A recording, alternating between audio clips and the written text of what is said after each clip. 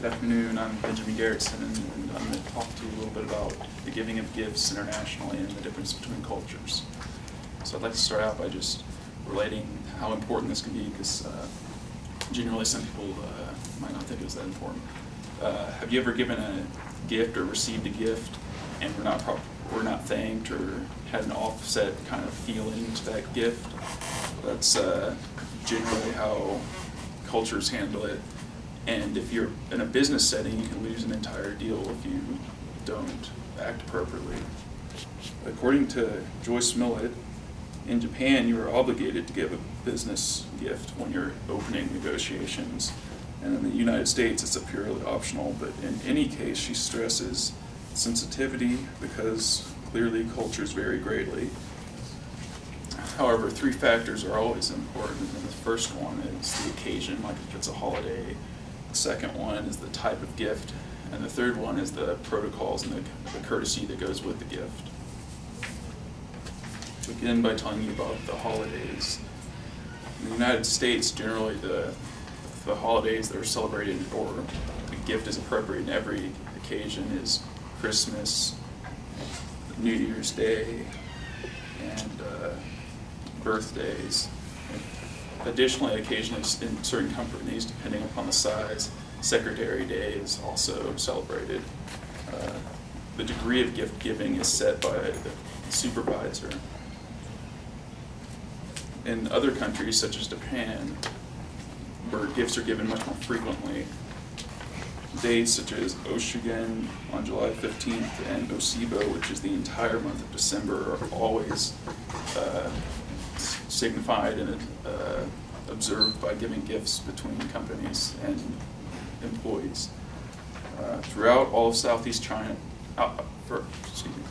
throughout all of Southeast Asia and China, gifts are given throughout the Chinese Lunar New Year, but that changes on a year-to-year basis with the moon.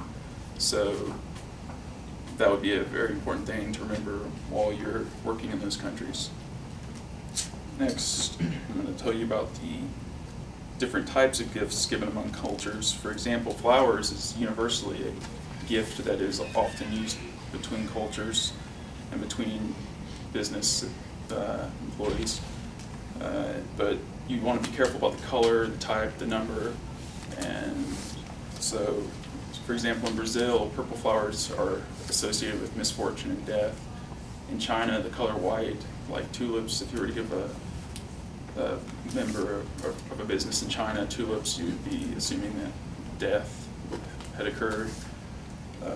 In Europe, carnations are reserved exclusively for cemeteries.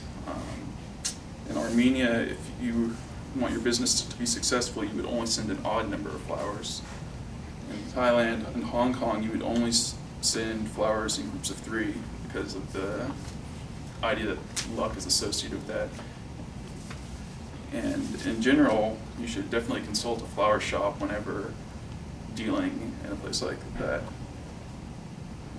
If you're giving a gift to a person of a nationality, you want to give them a gift from your own home country and one that is not highly associated with them.